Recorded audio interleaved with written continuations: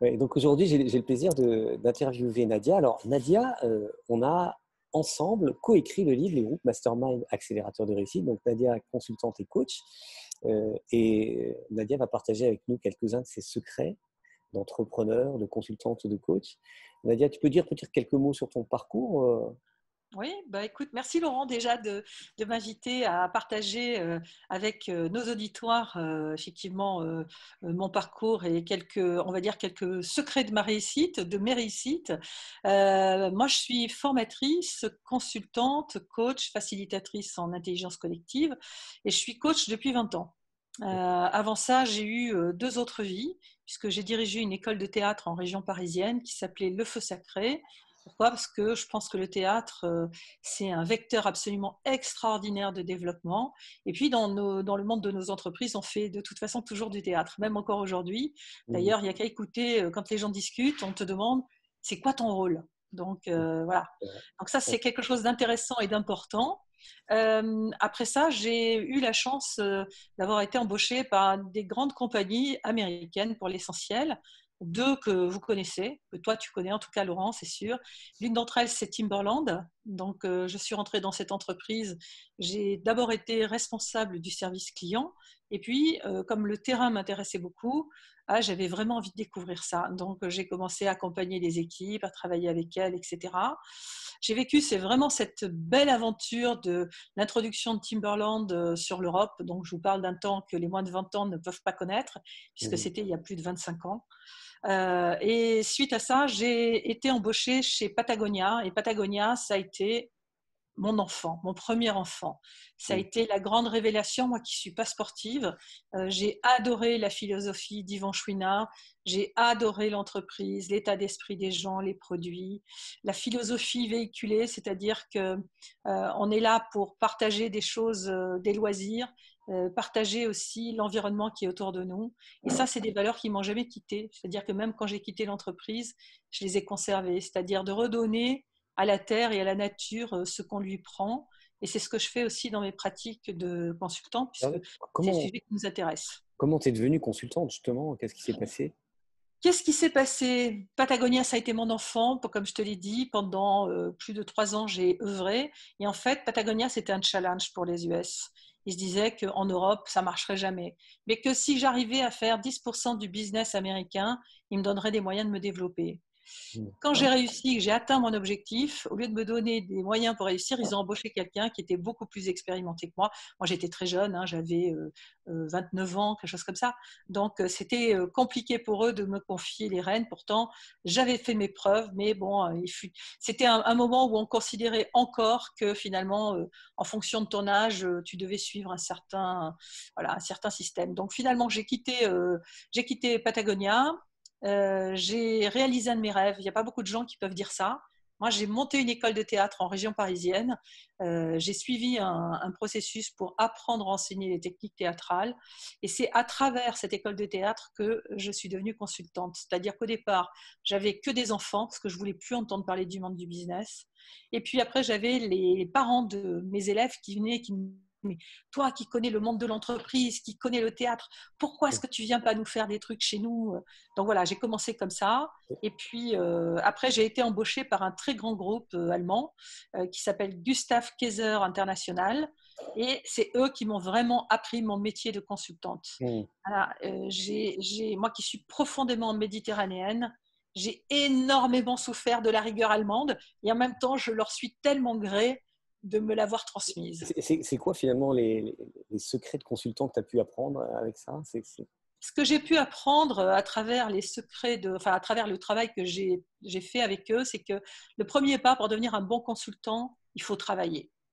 Il ne faut Mhm. pas espérer raconter des trucs que tout le monde raconte, etc. Il faut vachement bosser. Il faut bien se préparer.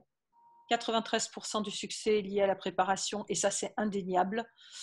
Il ne faut pas avoir peur aussi de partager, d'échanger avec des confrères pour apprendre d'eux, partager aussi tes propres secrets pour pouvoir justement avoir accès aux leurs. Hein. C'est un partage, c'est la coopération. On pourrait se dire que finalement on est compétiteur. Alors oui, on est compétiteur, mais on est aussi confrère. Oui, et Donc puis ça, c'est un premier point. quand on partage une idée, de toute façon, chacun, tu me donnes une idée, je te donne une idée, on repart tous les deux avec 2 idées, plus les idées Absolument, réduites. Donc, c'est ça. Ouais. Donc, absolument. un secret, c'est de partager avec des confrères, c'est aussi de beaucoup travailler. Quoi d'autre? Ouais. Ça, c'est vraiment des secrets. Après, c'est ne pas s'encrouter sur ses savoirs. Mm, J'encourage tous ceux qui nous regardent, qui veulent devenir consultants ou qui sont consultants, à se former énormément, à mm, lire, à regarder des vidéos, à se mm. poser des questions, à pas imaginer que ça y est, ils savent tout. Même à mon grand âge, je considère que je sais encore rien, que j'ai encore tellement de choses à apprendre. Et tant mieux, parce que finalement, il n'y a rien de plus déstabilisant et de plus décevant que de se dire qu'on sait déjà tout. Donc Ouais. ça, c'est un autre point aussi, c'est garder un esprit jeune, c'est se remettre en question et continuer à apprendre. Et puis tu me disais tout à l'heure, le monde qu'on a connu n'existe plus, ce qui veut dire Oui, qu'il faut c'est vrai. continuer à être curieux, c'est ça? Continuer Continuer à d'apprendre. être curieux, continuer à benchmarker ce que font les autres dans d'autres domaines. Il faut lire, il faut vraiment s'intéresser. Il faut s'intéresser à tous les types de populations autour de nous, aux plus jeunes, aux plus âgés. Regarder qu'est-ce qu'ils font de bien, en quoi ça peut être source d'inspiration. Ça peut être dans des domaines très différents du nôtre. Ça peut être dans la musique, dans le cinéma, dans la littérature. Ça peut être, voilà, moi je suis très très très curieuse. J'aime bien cette idée parce que c'est aussi, je la partage, mais ça veut dire que tu n'es pas attaché à une méthode Non, tu n'utilises pas toujours, enfin voilà, non. tu utilises Alors, des méthodes. c'est à la fois, Laurent, un avantage et un inconvénient. Mm, C'est un avantage parce que ça me permet d'être éclectique dans les méthodes, les outils et techniques que je vais proposer. Et c'est un inconvénient parce que les gens aiment bien avoir des points de repère. Et puis quand, par exemple, tu organises un team building et que ça sort vraiment de l'ordinaire, ça peut être déstabilisant.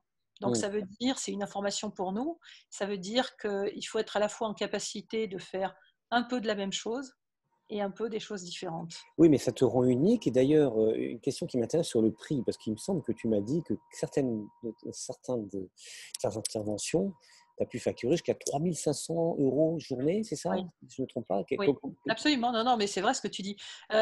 Évidemment, comme je te disais aussi en préambule, c'est un autre temps.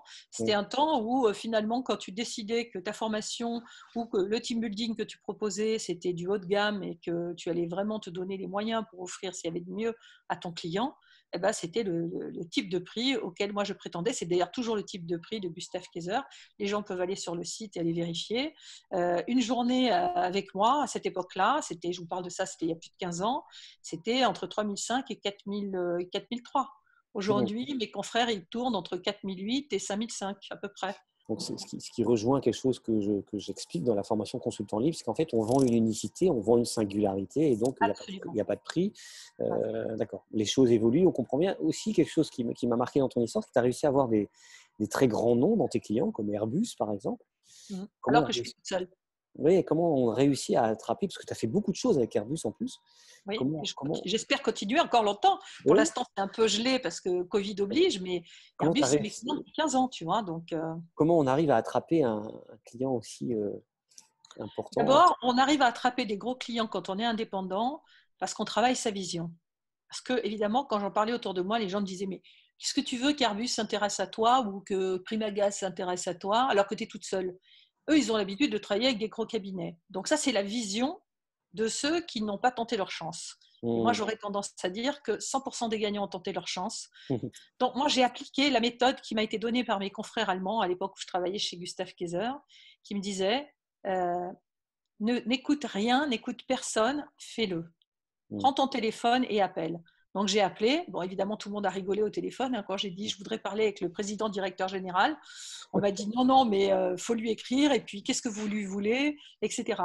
Ce que j'ai fait, c'est que j'avais décidé qu'il ferait partie de mes clients, comme j'avais décidé que l'Occitane ferait partie de mes clients, et je les ai courtisés. Ça veut dire quoi les courtiser? Ça veut dire je leur ai écrit régulièrement, je leur ai envoyé des propositions d'intervention.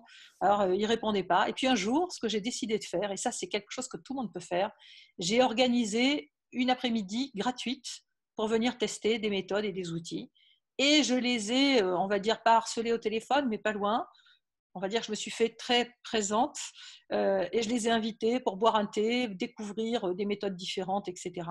Par chance pour moi, ils sont venus et les essayer, mes méthodes, ça a été les adopter. Donc grâce à ça, j'ai récupéré plusieurs gros clients et qui me sont restés fidèles. Parce que Dans ce que tu dis, Laurent, il y a quelque chose d'important, c'est comment on fait pour trouver des gros poissons. D'abord, on travaille sa vision, c'est-à-dire qui on veut avoir comme client. Après, on les courtise. C'est comme la vente, c'est une relation amoureuse. Il y a des Mhm. préliminaires, il y a la relation, et après, il y a la fidélisation de la relation. Donc d'abord, il faut aimer ses clients, il faut avoir envie de travailler avec eux, et il faut les courtiser. Il faut Mhm. leur dire combien ils sont magnifiques et merveilleux, et il ne faut jamais arrêter. Ce n'est pas parce qu'on vous dit non que ça veut dire non pour toujours, ça veut dire non, pas maintenant, et il ne faut pas s'arrêter. Ce qui est très dur dans la vente, pour moi y compris, hein, c'est de continuellement reprendre son téléphone et de se relancer. Ça, c'est dur. Mhm. Mais en même temps, ça fait partie du jeu, et c'est de se dire que ça fait partie du processus. La vente, c'est un processus. C'est la contrepartie de la liberté, c'est ça? Absolument, parce que c'est vrai que trouver un client, après, une fois qu'on l'a trouvé, il faut le comprendre, il faut le rencontrer, il faut le soigner, il faut délivrer aussi de la performance et de la qualité, il faut qu'il ait des résultats. Il ne suffit Mhm. pas de lui vendre un beau projet, il faut que les résultats soient présents, il faut les mesurer, il faut les évaluer, il faut continuellement se remettre en question sur qu'est-ce qui a bien fonctionné, moins bien fonctionné. Alors, ce que je suis en train de te dire, Laurent, et ce que je dis à nos interlocuteurs, c'est que la vente, c'est un travail constant. Hein. Mhm. On ne peut pas estimer que quand tu as été voir le client et qu'il a signé la commande, c'est là que ça commence en fait. C'est seulement là que ça commence. Parce qu'après, il faut délivrer, il faut vérifier et puis il faut le fidéliser. Dans nos métiers, le taux de fidélisation, si on ne se renouvelle pas au niveau des contenus à proposer, le taux, il est à peu près de 3 ans. C'est-à-dire si tu fais, par exemple, comme moi je faisais à l'époque, vente, management, communication, une fois que tu as fait ces 3 thèmes dans les boîtes, si tu ne proposes pas autre chose, tu es Mhm. obligé de partir. C'est pourquoi je nous encourage tous à trouver de nouvelles choses à proposer. Mais en fait, ce que tu proposes, même si on est dans un monde qui évolue et que peut-être en effet les prix journées dont tu parlais se pratiquent plus et encore quoique, je pense que ça dépend. Oui, ça dépend. Euh, on peut réinventer autre chose, comme amener des entreprises ensemble autour du web, et donc il y a des tas de choses à réinventer. Ce que tu es en train de dire, c'est que ça, ça dépasse en réalité la crise à laquelle on est confronté. C'est qu'il faut relancer la machine, Ouais. reprendre. Ça nécessite de notre part, en tout cas, de réfléchir à comment, compte tenu du contexte et de nos possibilités, qu'est-ce qu'on peut faire pour pouvoir continuer à œuvrer, à être utile, parce que notre objectif à nous tous, c'est quand même d'être utile. Comment on peut quand même aussi délivrer de la prestation de qualité. Le prix, c'est toujours le nerf de la guerre, quoi qu'il arrive. C'est amener de la valeur et croire en la valeur que tu amènes. Absolument. Ouais. Ouais. Alors, si tu devais donner, pour terminer, quelques conseils à des gens qui se lancent ou des gens qui sont déjà lancés mais qui ont un peu des difficultés à se développer, tu dirais quoi? Mhm. Je dirais, ciblez vos clients, travaillez votre singularité, restez flexible, c'est-à-dire ne vous découragez pas parce que c'est pas facile. La vente fait partie intégrante du processus du travail du consultant. Euh, Si vraiment vous avez des difficultés, bah, trouvez une société qui va vous représenter, mais sachez et gardez ça dans un coin de votre tête, c'est qu'elle va vous ponctionner 50% du montant de vos journées. Donc, si là-dessus, il faut aussi que vous payiez vos charges, voilà, c'est pourquoi il faut vous former à la vente et apprenez à vendre vos prestats. C'est vraiment un processus et ça s'apprend. Même si vous n'avez jamais fait de la vente, etc., ça s'apprend. Travaillez vraiment qui vous êtes, votre différenciation avec les autres. Ça, c'est vraiment les éléments clés. Qui va avoir envie d'acheter un inconnu si sa proposition de valeur est exactement la même que celle avec laquelle la société travaille déjà? Personne. Donc, on veut savoir qui vous êtes, en quoi vous êtes unique et exceptionnel et surtout qu'est-ce que vous allez apporter à l'entreprise. Donc, quand tu prends ce triptyque-là, tu ne peux pas te tromper. Je suis content parce qu'en fait, ce que tu exprimes, c'est ce que je transmets dans la formation consultant libre. L'idée, c'est qu'on est tous uniques et Oui. que c'est important de prendre conscience de quelle est mon unicité.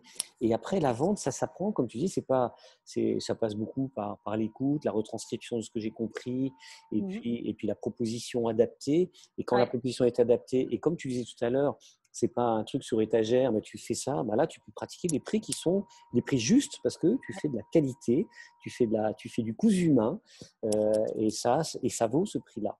Donc, je Du pense que sur-mesure, ça n'a pas de prix. Parce que dans le sur-mesure, il y a toute une partie aussi qui est importante dont je n'ai pas parlé, c'est prendre du temps pour aller rencontrer son client et les équipes.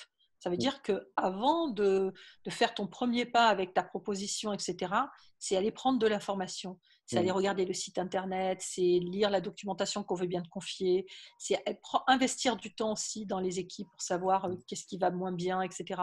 Ça, il n'y a aucune formation standard qui fera cette partie-là. Aucune.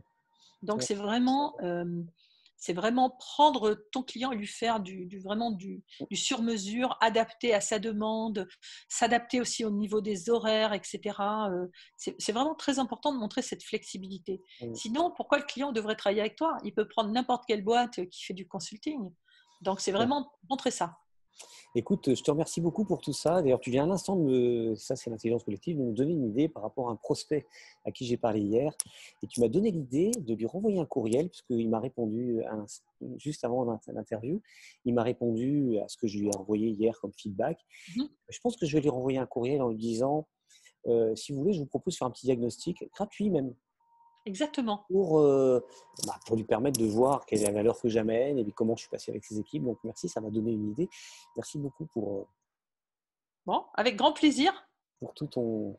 Et puis, on te trouve sur Internet à quelle adresse? On me trouve à Nadia Grand Clément, comme Grand et Clément tout attaché. Et ma société, c'est Calliope Consulting, la muse de l'éloquence. Parce que la muse de l'éloquence, c'est moi. Okay. Merci beaucoup, Nadia. Merci Merci. Laurent. À bientôt. Bye bye. À bientôt.